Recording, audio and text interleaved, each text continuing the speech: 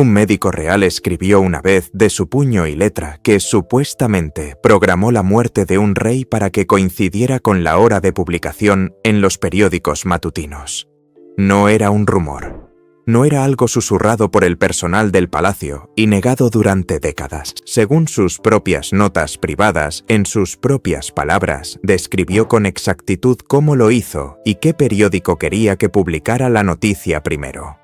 Se dice que esas notas permanecieron intactas durante 50 años. Cuando finalmente salieron a la luz, confirmaron algo que los historiadores habían sospechado durante mucho tiempo, pero que nunca habían podido probar. La monarquía británica no se limitaba a informar sobre la salud de sus soberanos. Según los registros históricos, durante casi 2 siglos la gestionó, la moldeó. En algunos casos la ocultó por completo al público, y en al menos un caso documentado supuestamente al propio monarca moribundo. La misma institución que, según los registros, permitió que un médico decidiera la hora de la muerte de un rey, también tomó una decisión distinta sobre otro monarca. Según varios historiadores, decidió que no se le debía informar de su verdadera enfermedad. Al parecer, vivió sus últimos meses sin conocer la verdad sobre su propio cuerpo. Según los relatos que se conservan, murió sin escuchar jamás la noticia que sus médicos habían escrito en archivos que nunca le mostraron. Sigan atentos. Antes del final, escucharán lo que supuestamente escribió un médico real sobre cómo programar la muerte de un monarca para que coincidiera con la fecha límite de un periódico.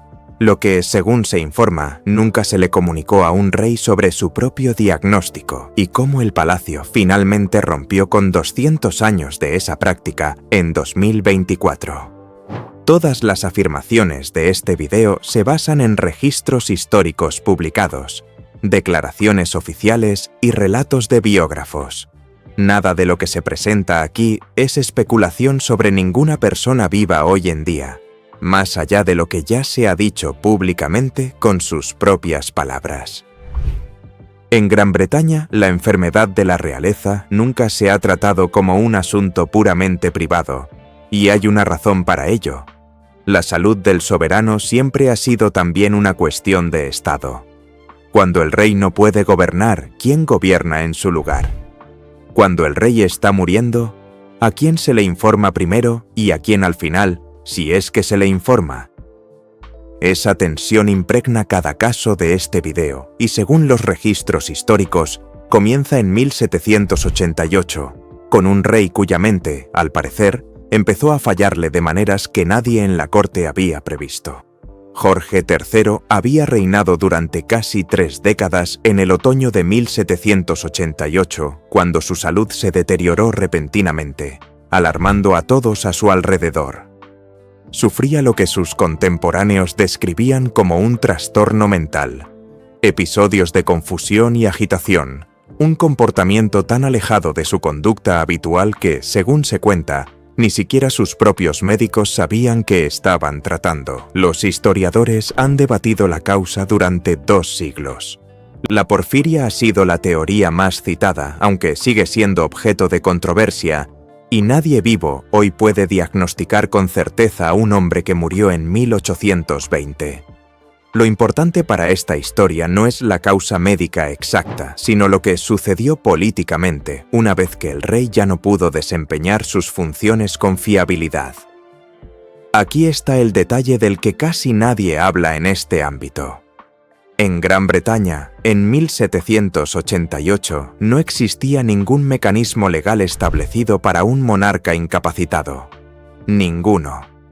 La idea de que un rey pudiera quedar incapacitado para reinar por enfermedad y no por muerte, al parecer nunca había sido debidamente legislada, y esa laguna se convirtió en una crisis casi de la noche a la mañana.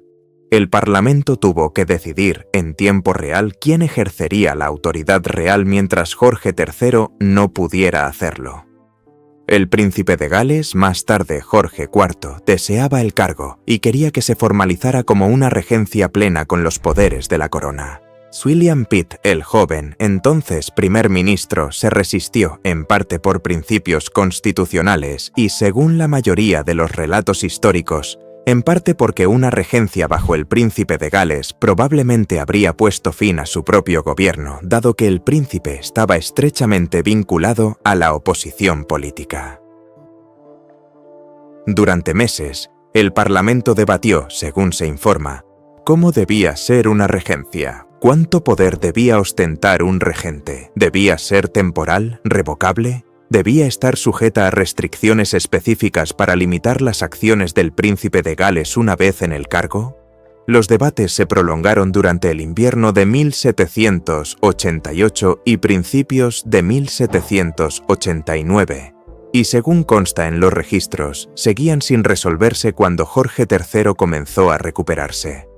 Su regreso al poder a principios de 1789 hizo que toda la crisis quedara en suspenso por el momento, pero no hizo desaparecer el problema constitucional subyacente. Al parecer, Gran Bretaña estuvo a pocas semanas de instalar un regente bajo reglas improvisadas, sin ningún precedente establecido que guiara la decisión.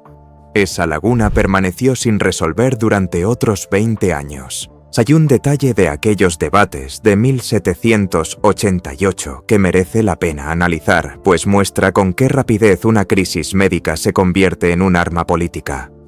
Según los relatos de la época, los opositores de Pitt lo acusaron de dilatar deliberadamente las negociaciones de la regencia, no por cautela constitucional, sino porque cada semana adicional sin regente significaba una semana más de poder para Pitt. Mientras tanto, los aliados de Pitt acusaron al bando del príncipe de Gales de exagerar la incapacidad del rey, de querer que se le declarara incapacitado incluso antes de que los médicos estuvieran seguros del diagnóstico, simplemente para instalar un regente afín a sus intereses políticos. En Westminster, nadie discutía únicamente sobre medicina. Discutían sobre poder y utilizaban el cuerpo de un rey enfermo como campo de batalla. Tengan presente este patrón, porque resurge, con otro nombre, en casi todos los casos posteriores. Según se cuenta, la salud de Jorge III volvió a deteriorarse en sus últimos años, y para 1810 su enfermedad se había agravado lo suficiente, y sus momentos de lucidez eran tan escasos que el mismo argumento resurgió. Esta vez no se desvaneció. La ley de regencia de 1811 invistió formalmente al príncipe de Gales como príncipe regente y otorgó a Gran Bretaña, por primera vez, un marco legal que describía qué sucede cuando un monarca no puede ejercer sus funciones. Reflexionemos un momento. Toda la estructura legal para la incapacidad real, la idea de que la enfermedad en sí misma podría requerir una respuesta constitucional en lugar de una médica, surgió del colapso mental de un rey y la conmoción política que provocó. Todo lo que se muestra a continuación en este video, el secretismo, el lenguaje moderado, la cuidadosa gestión de los comunicados, se deriva de un sistema creado precisamente porque un soberano enfermo nunca fue tratado únicamente como un problema médico. Siempre fue, según consta en los registros, un problema de gobierno. Durante la mayor parte del siglo XIX, este mecanismo permaneció inactivo. La reina Victoria reinó durante más de 60 años sin activarlo jamás. Pero la tensión entre la salud privada del monarca y la necesidad pública de información no desapareció. Simplemente esperó su siguiente prueba. Esa prueba llegó en el verano de 1902, días antes de una coronación que todo el imperio ya se había preparado para celebrar. Eduardo VII debía ser coronado el 26 de junio de 1902. Según se cuenta, ya se habían construido tribunas a lo largo del recorrido de la procesión. Numerosos dignatarios extranjeros habían llegado a Londres. Y entonces, 2 días antes de la ceremonia, Eduardo sufrió un fuerte dolor abdominal que sus médicos diagnosticaron como apendicitis, en una época en la que la cirugía de apéndice aún conllevaba un riesgo de muerte realmente grave. Su cirujano, Frederick Treves, se enfrentó, según se cuenta, a una disyuntiva casi imposible: operar de inmediato, en una época en la que la cirugía abdominal todavía causaba la muerte de un número considerable de pacientes, o posponer la coronación para una ceremonia que no se podía aplazar fácilmente una vez que la prensa mundial y la mitad de la realeza europea se hubieran reunido en suelo inglés. Treves recomendó la cirugía inmediata. Eduardo, según los relatos que se conservan, se resistió inicialmente, diciendo a sus médicos que tenía una coronación a la que asistir. Se dice que Treves le dijo sin rodeos que, sin la operación, estaría asistiendo a su propio funeral.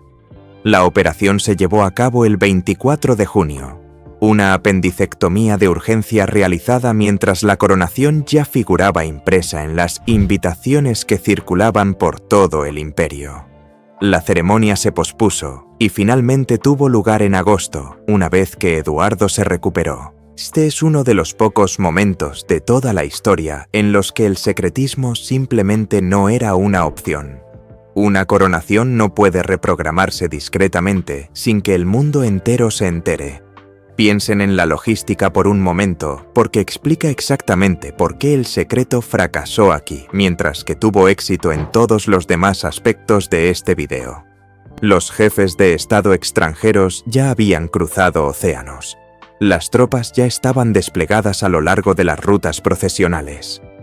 Ya se habían impreso miles de programas conmemorativos, con el 26 de junio estampado en la portada. Al parecer, no había manera de trasladar nada discretamente, ni una frase vaga que pudiera justificar un trono vacío el día de la coronación. La enfermedad fue pública, porque tenía que serlo, porque la maquinaria de la ceremonia estatal hacía estructuralmente imposible ocultarla. No porque la institución hubiera decidido de repente que la transparencia era la mejor política. Esa distinción es importante, lo que convirtió a 1902 en la excepción, no en la regla, y en un útil contraste para casi todo lo que están a punto de escuchar. El patrón real, el que supuestamente siguió esta institución durante la mayor parte del siglo siguiente, se estableció 34 años después, por un hombre cuyo nombre probablemente la mayoría de quienes nos ven nunca hayan oído y cuyas notas privadas, según se dice, no saldrían a la luz hasta medio siglo después. Tengan esto presente, porque antes de hablar de él, recuerden lo que se prometió al principio. Un rey al que supuestamente nunca se le dijo la verdad sobre su propio cuerpo. Ese caso está por llegar. Es peor que cualquier cosa que hayan escuchado hasta ahora e implica una decisión tomada no sobre lo que se debía decir al público, sino sobre lo que se le permitió saber a un hombre moribundo. Enero de 1936. Jorge V, hijo de Eduardo VII, se encontraba, según se informó, agonizando en Sandringham. Su salud se había deteriorado durante meses debido a una bronquitis crónica y al peso acumulado de un fuerte hábito de fumar que mantuvo durante décadas. Su médico, Lord Dawson de Penn, llevaba años atendiendo a la familia real y, según se cuenta, tenía una enorme autoridad personal sobre cómo se comunicaba el estado del rey al mundo exterior. La noche del 20 de enero, Dawson emitió lo que se convertiría en uno de los comunicados médicos más citados de la historia británica. La vida del rey, escribió, se encamina pacíficamente hacia su fin. Se dice que esa frase fue redactada deliberadamente para transmitir gravedad sin alarma, dignidad sin entrar en detalles. Le decía al público todo lo que necesitaba sentir y casi nada de lo que realmente necesitaba saber. Esto es lo que el público desconocía. Lo que nadie fuera de un pequeño círculo supo durante los siguientes 50 años. Según las notas privadas de Dawson, encontradas posteriormente entre sus papeles, le administró al rey una inyección de morfina y cocaína en sus últimas horas. Una dosis que, según se dice, registró como suficiente para acelerar la muerte. Según se alega, Dawson escribió que actuó en parte para evitarle al rey un mayor esfuerzo físico, y en parte, y este es el detalle que hace que todo este caso sea verdaderamente extraordinario, más que simplemente triste, porque quería que el anuncio de la muerte del rey llegara al público a tiempo para la edición matutina de The Times, en lugar de en lo que, según se dice, consideraba los periódicos vespertinos menos dignos. Lean esto de nuevo, despacio, porque lo merece. un médico real supuestamente dejó constancia escrita de que el momento exacto de la muerte de un monarca se gestionaba, al menos en parte, para facilitar la impresión del periódico. Según el mismo relato, Dawson llamó a su esposa esa noche específicamente para que avisara a The Times de que reservara espacio para el anuncio, asegurándose así de que los lectores más distinguidos del periódico recibieran la noticia durante el desayuno en lugar de a través de terceros filtrada por el tono de los tabloides vespertinos. La operación se llevó a cabo el 24 de junio. Una apendicectomía de urgencia realizada mientras la coronación ya figuraba impresa en las invitaciones que circulaban por todo el imperio. La ceremonia se pospuso y finalmente tuvo lugar en agosto, una vez que Eduardo se recuperó. Este es uno de los pocos momentos de toda la historia en los que el secretismo simplemente no era una opción. Una coronación no puede reprogramarse discretamente sin que el mundo entero se entere. Piensen en la logística por un momento, porque explica exactamente por qué el secreto fracasó aquí, mientras que tuvo éxito en todos los demás aspectos de este video. Los jefes de Estado extranjeros ya habían cruzado océanos. Las tropas ya estaban desplegadas a lo largo de las rutas procesionales. Ya se habían impreso millas de programas conmemorativos, con el 26 de junio estampado en la portada. Al parecer, no había manera de trasladar nada discretamente, ni una frase vaga que pudiera justificar un trono vacío el día de la coronación. La enfermedad era pública porque tenía que serlo, porque la maquinaria de la ceremonia estatal hacía estructuralmente imposible ocultarla, no porque la institución hubiera decidido de repente que la transparencia era la mejor política. Esa distinción es importante, lo que se convirtió a 1902 en la excepción, no en la regla, y en un útil contraste para casi todo lo que están a punto de escuchar. El patrón real, el que supuestamente siguió esta institución durante la mayor parte del siglo siguiente, se desarrolló 34 años después, por un hombre cuyo nombre probablemente la mayoría de quienes nos ven nunca hayan oído, y cuyas notas privadas, según se dice, no saldrían a la luz hasta medio siglo después. Tengan esto presente porque antes de hablar de él, recuerden lo que se prometió al principio. Un rey al que supuestamente nunca se le dijo la verdad sobre su propio cuerpo. Ese caso está por llegar. Es peor que cualquier cosa que hayan escuchado hasta ahora e implica una decisión tomada no sobre lo que se debía decir al público, sino sobre lo que se le permitió saber a un hombre moribundo. Enero de 1936, Jorge V, hijo de Eduardo VII, se encontró, según se informó, agonizando en Sandringham. Su salud se había deteriorado durante meses debido a una bronquitis crónica y al peso acumulado de un fuerte hábito de fumar que se mantuvo durante décadas. Su médico, Lord Dawson de Penn, llevaba años atendiendo a la familia real y, según se cuenta, tenía una enorme autoridad personal sobre cómo se comunicaba el estado del rey al mundo exterior. La noche del 20 de enero, Dawson pronunció lo que se convertiría en uno de los comunicados médicos más citados de la historia británica. La vida del rey, escribió, se encamina pacíficamente hacia su fin. Se dice que esa frase fue redactada deliberadamente para transmitir gravedad sin alarma, dignidad sin entrar en detalles. Le decía al público todo lo que necesitaba sentir y casi nada de lo que realmente necesitaba saber. Esto es lo que el público desconocía, lo que nadie fuera de un pequeño círculo supo durante los siguientes 50 años. Según las notas privadas de Dawson, encontradas posteriormente entre sus papeles, le administró al rey una inyección de morfina y cocaína en sus últimas horas, una dosis que, según se dice, marcó como suficiente para acelerar la muerte. Según se alega, Dawson escribió que actuó, en parte, para evitarle al rey un mayor esfuerzo físico, y en parte, y este es el detalle que hace que todo este caso sea verdaderamente extraordinario, más que simplemente triste, porque quería que el anuncio de la muerte del rey llegara al público a tiempo para la edición matutina de The Times. en lugar de en lo que, según se dice, consideraba los periódicos vespertinos menos dignos. Siem esto de nuevo, despacio, porque lo merece. Un médico real supuestamente dejó constancia escrita de que el momento exacto de la muerte de un monarca se gestionaba, al menos en parte, para facilitar la impresión del periódico. Según el mismo relato, Dawson llamó a su esposa esa noche específicamente para que avisara a The Times de que reservara espacio para el anuncio, asegurándose así de que los lectores más distinguidos del periódico recibieran la noticia durante el desayuno en lugar de a través de terceros, filtrada por el tono de los tabloides vespertinos. Según se informa, esto no se publicó. Admitió ni siquiera se insinuó públicamente durante 50 años. Dawson falleció en 1945. Sus notas permanecieron ocultas entre sus documentos privados hasta que su biógrafo, Francis Watson, las sacó a la luz en 1986, y la revelación causó una auténtica conmoción tanto a historiadores como al público en general.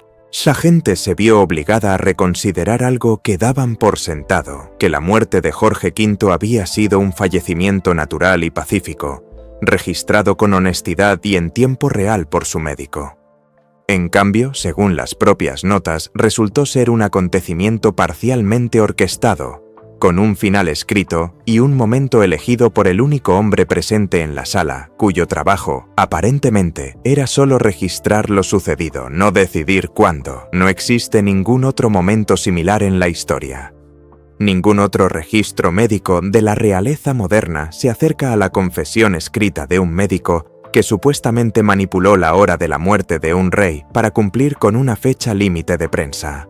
Consideremos lo que esa confesión realmente exigía de Dawson en el momento en que la escribió. Según todos los testimonios, no era un agente renegado que operaba en secreto desde la Casa Real. Era el médico personal del rey, de confianza, de alto rango, y según todos los relatos que se conservan, devoto de su paciente. Sus notas, al parecer, no reflejan la vergüenza de un hombre avergonzado por lo que había hecho. Más bien, reflejan la creencia sincera de que gestionar la forma y el momento de la muerte de un monarca era simplemente parte de su deber profesional, sin diferencia alguna con cualquier otro aspecto de la ceremonia real. Este es, sin duda, el detalle más inquietante de todo el expediente. Dawson aparentemente no creía estar cruzando una línea. Pensaba que la línea se encontraba en otro lugar completamente distinto y que decidir dónde se encontraba exactamente era parte de su trabajo. Cuando Francis Watson publicó las notas en 1986, la respuesta pública e histórica se dividió, al parecer, aproximadamente por la misma línea divisoria que aún persiste hoy en día. Algunos defendieron a Dawson argumentando que acelerar una muerte ya inevitable y dolorosa en cuestión de horas era, independientemente de su ética según los estándares médicos modernos, más un acto de misericordia que una manipulación y que la publicación en el periódico era, en su interpretación, un detalle secundario que Dawson mencionó casi de pasada. Otros lo vieron tal como aparecía en el artículo, un médico que anteponía los intereses de los lectores del periódico y por extensión la imagen pública de la institución, a la atención médica real de un moribundo. Ambas interpretaciones se encuentran en el mismo párrafo breve escrito de puño y letra de Dawson. 50 años de silencio simplemente habían impedido que nadie tuviera que enfrentarse a ninguna de las dos. Según se cuenta, durante ese medio siglo fue el secreto mejor guardado de toda la historia de la salud real. Y según los registros históricos, no fue el único secreto que esta institución supuestamente ocultó a un soberano. En el siguiente caso, el secreto no se ocultó al público en absoluto, se ocultó al soberano sobre sí mismo. Recuerden la promesa del inicio de este video. Un rey al que supuestamente nunca se le dijo la verdad sobre su enfermedad. Su nombre era Jorge VI, y lo que supuestamente le ocurrió es, a su manera, más inquietante que cualquier cosa que Dawson haya escrito, porque esta vez el engaño no iba dirigido al público. Según numerosos relatos históricos, iba dirigido directamente al hombre que se estaba muriendo. Jorge VI había fumado mucho durante la mayor parte de su vida adulta y para 1951 su salud se había deteriorado de tal manera que alarmó a sus médicos. En septiembre de ese año, los cirujanos le extirparon el pulmón izquierdo en una operación realizada en el propio Palacio de Buckingham, un procedimiento serio llevado a cabo debido a un tumor que sus médicos habían detectado. Se le dijo al público, con un lenguaje cuidadosamente y deliberadamente impreciso, que el rey se había sometido a una cirugía para tratar lo que los funcionarios denominaron cambios estructurales en el pulmón. Esa frase, cambios estructurales, fue elegida con gran precisión. Describía algo técnicamente cierto, pero omitía la palabra clave. Según numerosos historiadores y biógrafos reales que escribieron en los años posteriores, al propio Jorge VI nunca se le comunicó explícitamente que el tumor extirpado de su pulmón era canceroso. Su equipo médico, siguiendo la práctica mucho más común en aquel entonces de ocultar a los pacientes gravemente enfermos, especialmente a aquellos de alta posición social, un diagnóstico considerado demasiado doloroso, parece haberle ocultado la palabra cáncer incluso al propio rey. Según estos relatos, se le dijo que se había sometido a una operación necesaria. Al parecer, no se le informó del motivo exacto de la intervención. En los meses siguientes, retomó sus funciones públicas de forma limitada, apareciendo visiblemente más delgado y debilitado en las fotografías y noticieros de aquel invierno. Continuó desempeñando sus funciones oficiales en la medida de lo posible. El 6 de febrero de 1952, Jorge VI falleció mientras dormía en Sandringham a los 56 años, a causa de lo que posteriormente se supo que fue una trombosis coronaria. Una complicación que se sumó al cáncer subyacente que, según los registros históricos, nunca se le había comunicado directamente. Reflexionemos un momento sobre la magnitud de esto. La misma institución que, según se dice, gestionó la muerte de Jorge V para conveniencia de un periódico, aparentemente, en la siguiente generación, extendió su gestión de las enfermedades reales hasta incluir la gestión de la propia comprensión del paciente sobre la causa de su muerte. El público recibió un eufemismo. El propio rey, según la mayoría de los relatos, recibió algo más cercano al silencio. Existe un contexto bélico en torno a Jorge VI que vale la pena conocer, ya que explica en parte por qué el instinto de ocultar información estaba tan arraigado en 1951. Había pasado la década anterior como el rostro reticente de un país en guerra, un hijo menor tartamudo que ascendió al trono tras la abdicación de su hermano Eduardo VIII, y que luego tuvo que mantener la calma de toda una nación durante el Blitz sin haber deseado jamás ese puesto. Para cuando el cáncer lo alcanzó, la institución que lo rodeaba llevaba 15 años perfeccionando el arte de proyectar calma, independientemente de lo que ocurría realmente entre bastidores. Los boletines de guerra habían acostumbrado al público a esperar un lenguaje sosegado y conciso del palacio durante una crisis, y por extensión habían acostumbrado al palacio a seguir ofreciendo precisamente eso, incluso cuando la crisis se había vuelto personal y médica en lugar de nacional y militar. Conviene precisar aquí por qué los médicos de aquella época a menudo ocultaban el diagnóstico de cáncer al paciente, ya que, según se informa, esto no era exclusivo de Jorge VI, y en sí mismo no se consideraba crueldad en aquel momento. La cultura médica de mediados del siglo XX sostenía que un diagnóstico de cáncer, comunicado sin rodeos, podía supuestamente quebrar la voluntad de recuperación del paciente, acelerar el deterioro físico por el mero peso psicológico y que proteger a una persona gravemente enferma de la palabra específica se consideraba, en la mentalidad de la época, una forma de cuidado más que de engaño. Con frecuencia se informaba a las familias antes que a los pacientes. A veces eran los cónyuges quienes decidían discretamente qué se le diría y qué no al esposo o esposa moribundo. Según se informa, el caso de Jorge VI siguió ese mismo patrón general, solo que se desarrolló al más alto nivel del Estado. donde el mismo instinto que regía las salas de hospital comunes en todo el país se aplicó aparentemente a un monarca reinante con su equipo médico y, según algunos relatos, su propia familia, cómplices de mantener ese mismo silencio a su alrededor. Lo que hace que el caso de Jorge VI sea diferente es la magnitud de lo que, según se informa, ocurría a su alrededor mientras supuestamente se le mantenía en la ignorancia. Se movieron documentos del gabinete, se planificaron giras por la Commonwealth que se cancelaron discretamente debido a su deterioro cognitivo.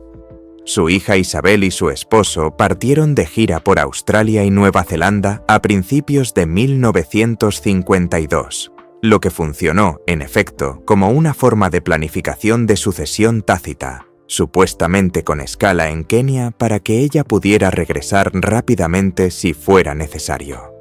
Según consta en los registros, toda la maquinaria de la monarquía se estaba ajustando discretamente en torno a un diagnóstico que, al parecer, el hombre que la dirigía nunca había recibido claramente. Supuestamente vivió sus últimos meses a través de una versión de los hechos cuidadosamente elaborada por la misma institución que, una generación antes, había permitido a Dawson decidir la hora de la muerte de su propio padre, dos formas distintas del mismo instinto. La creencia de que incluso el propio cuerpo de un monarca era algo que debía ser protegido con esmero, en lugar de ser objeto de informes públicos. Y ese instinto no desapareció con la generación de Jorge VI. Según consta en los registros, simplemente se fue atenuando y perfeccionando a medida que avanzaba el siglo. Isabel II reinó durante 70 años y durante casi todo su reinado, la relación de la institución con la divulgación pública de su salud siguió, al parecer, un patrón que historiadores y observadores de la realeza reconocieron al instante aunque no siempre pudieran identificarlo directamente. El lenguaje oficial se mantuvo deliberadamente vago, favoreciendo frases diseñadas para transmitir la preocupación justa para explicar la cancelación de un compromiso, sin revelar prácticamente nada sobre lo que realmente sucedía.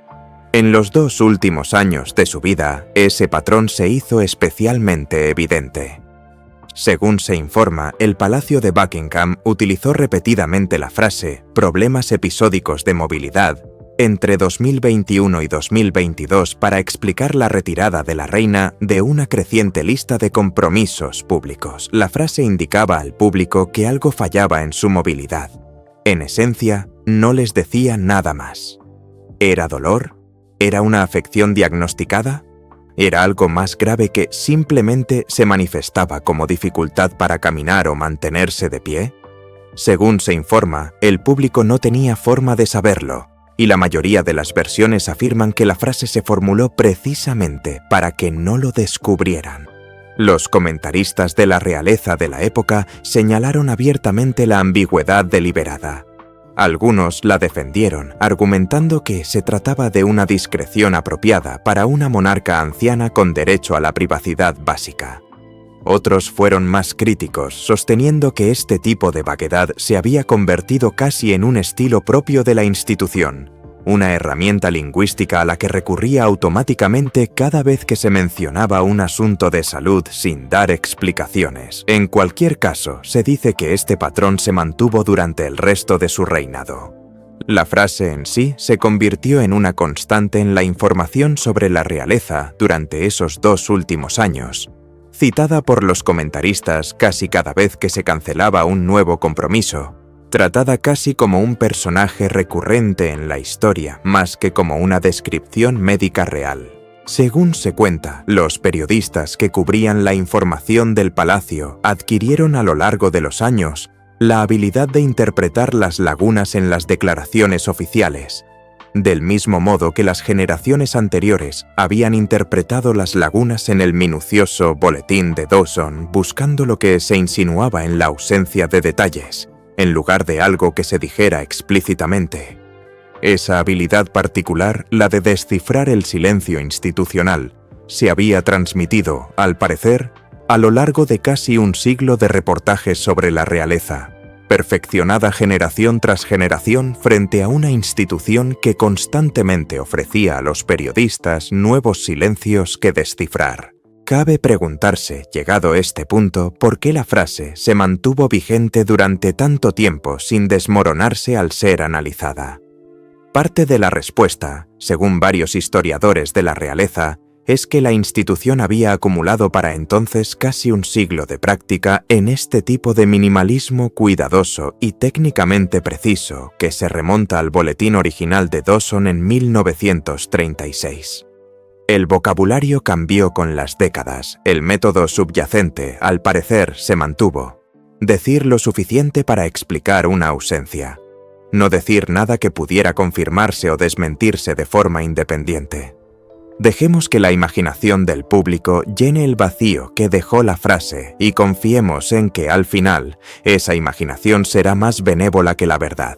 Isabel II falleció el 8 de septiembre de 2022 en Balmoral con un comunicado oficial que, según se informa, llegó solo después de que circularan durante unas 24 horas las preocupaciones sobre su salud. Esta fue una señal inusual y sorprendentemente directa por parte de un palacio que durante décadas había evitado precisamente ese tipo de preocupación pública. Aún así, el contexto de salud pública previo a sus últimos días fue, al parecer, escaso en comparación con lo que sucedería poco más de un año después, bajo el mandato de su hijo. Antes de llegar a ese punto, conviene comprender el mecanismo que, al parecer, ha estado presente todo este tiempo, de forma discreta y prácticamente sin uso. Diseñado específicamente para el momento en que la salud de un monarca se convierta en un problema de gobierno en lugar de un asunto meramente privado. La Ley de Regencia de 1937, posteriormente modificada, establece qué sucede si un monarca se vuelve, según la ley, incapaz, ya sea por enfermedad, lesión o discapacidad, de desempeñar sus funciones oficiales.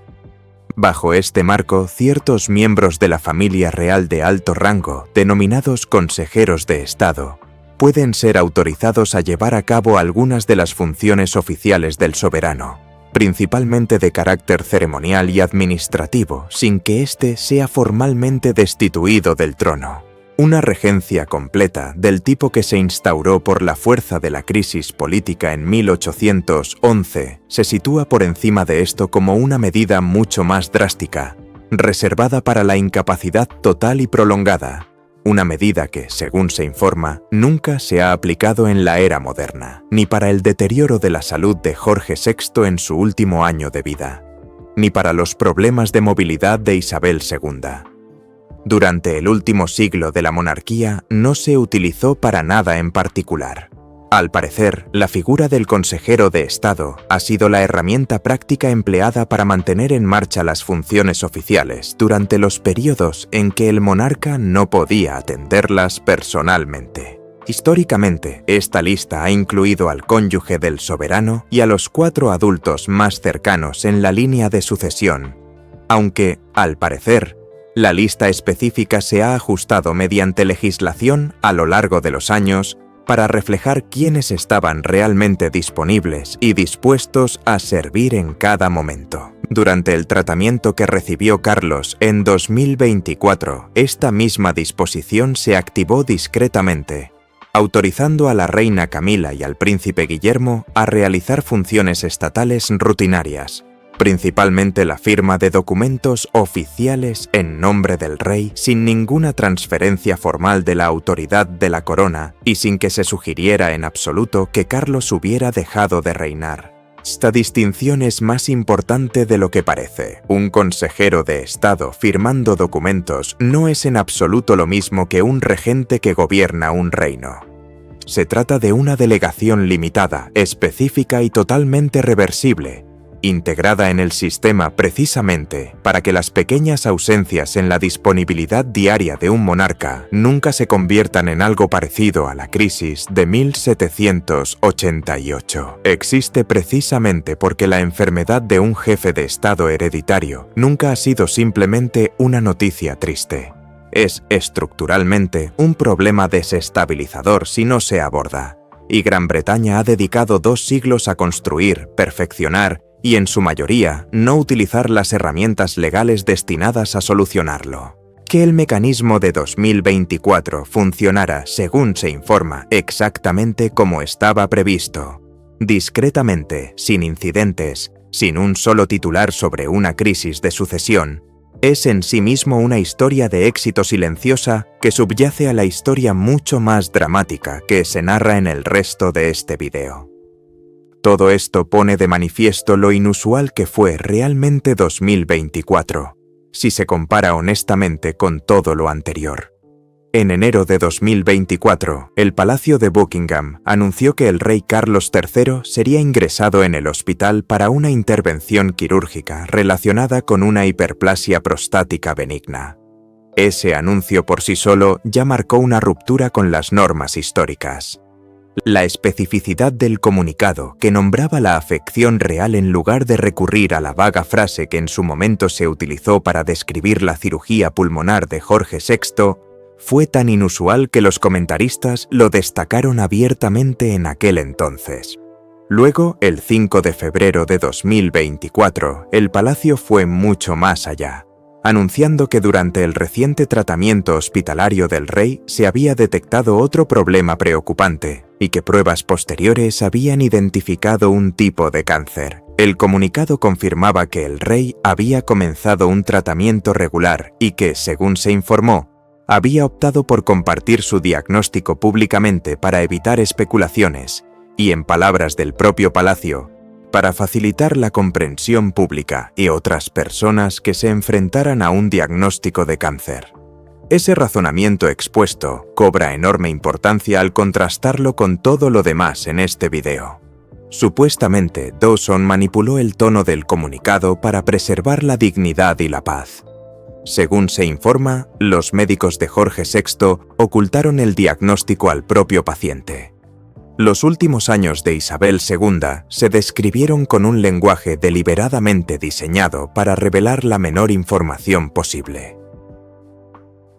Y aquí, en febrero de 2024, la institución declaró explícitamente que la transparencia era el objetivo principal, que hacer público el diagnóstico podría ayudar a otras personas que estuvieran pasando por la misma experiencia a reconocer su situación antes y, en consecuencia, a buscar tratamiento con mayor prontitud.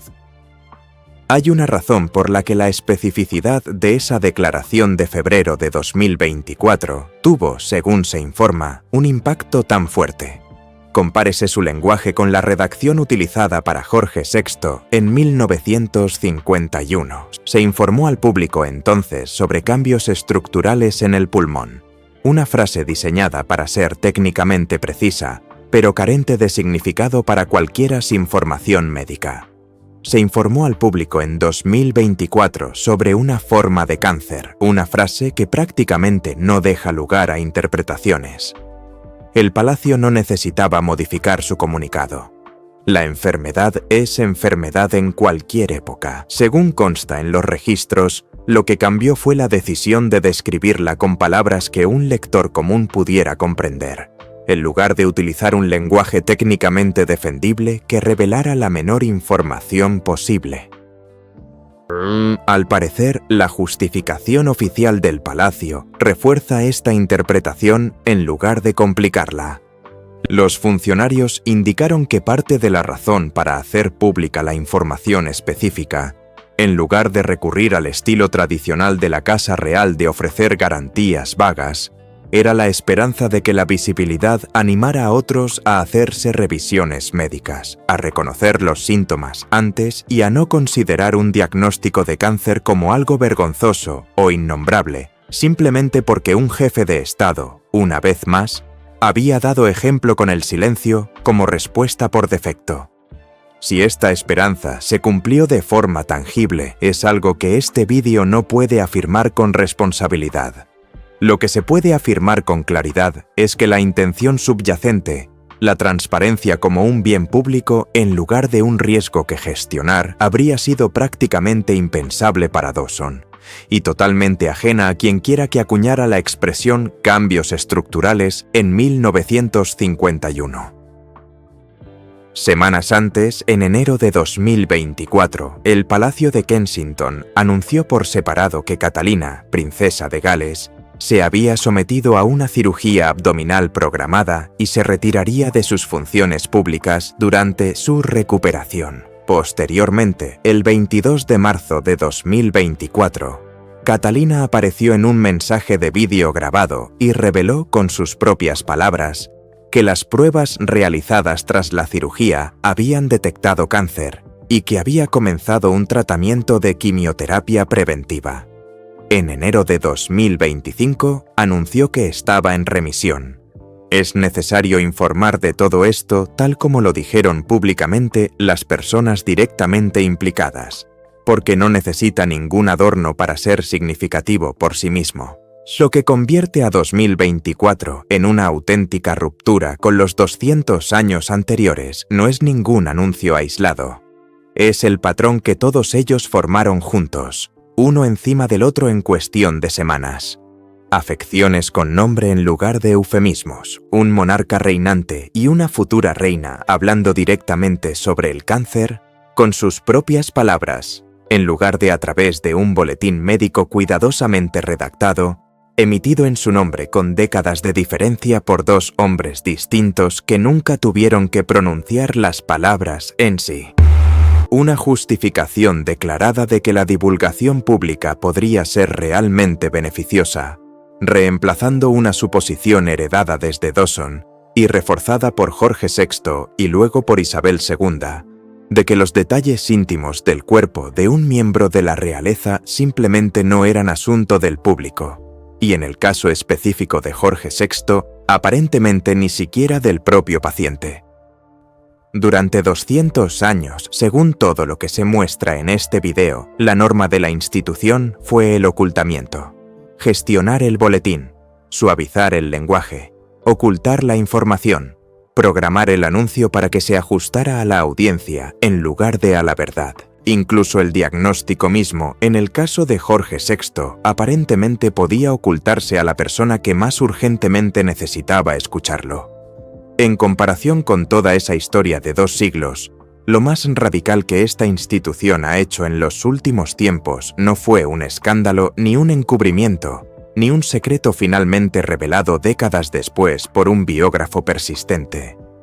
Fue, según consta en los registros, simplemente optar por decir con claridad y con su propia voz lo que realmente estaba mal. Nada de esto necesitó 50 años, ni la minuciosa investigación de un biógrafo para salir a la luz esta vez. Eso, más que cualquier frase en cualquier declaración, es sin duda la verdadera medida de cuánto ha avanzado la institución. Según se cuenta, las notas de Dawson permanecieron medio siglo guardadas en un cajón privado antes de que alguien ajeno a su familia las viera. Al parecer, ni siquiera a él se le permitió sobrellevar plenamente el diagnóstico de Jorge VI. Los últimos años de Isabel II se narraron mediante una frase diseñada para revelar lo menos posible legalmente, aunque técnicamente se considerara una respuesta. Cada uno de esos silencios históricos requirió que alguien décadas después se pusiera a investigar, que encontrara una carta privada, que entrevistara a un biógrafo, que leyera con atención entre líneas una frase elegida deliberadamente por su ambigüedad, más que por su honestidad. Nadie tendrá que hacer ese trabajo para febrero de 2024. Nadie tendrá que esperar hasta 2074 para que algún historiador del futuro descubra la verdadera historia, silenciosamente guardada en un archivo bajo llave. La verdadera historia, esta vez, fue el propio expediente, publicado abiertamente como una declaración pública, leído en voz alta por un rey con sus propias palabras y por una futura reina en un video que ella misma grabó, mirando directamente a la cámara para pronunciar una palabra que, según se cuenta, generaciones de médicos reales habían instruido a toda una institución para que jamás la pronunciaran en voz alta. A nadie, bajo ninguna circunstancia. Un médico real supuestamente decidió una vez que un rey debía morir a tiempo para la publicación de los periódicos matutinos, y al parecer lo escribió como si fuera una práctica común y corriente. Otro rey, según múltiples testimonios, murió sin haber escuchado jamás la palabra que sus propios médicos habían escrito sobre él en privado. Comparemos estos dos casos documentados con una breve declaración en video de 2024, en la que una mujer miró directamente a la cámara y pronunció la palabra cáncer, porque creía que otras personas merecían la misma claridad que ella finalmente había recibido. 2 siglos de silencio controlado. Y entonces, finalmente, según consta en los registros, alguien simplemente lo dijo.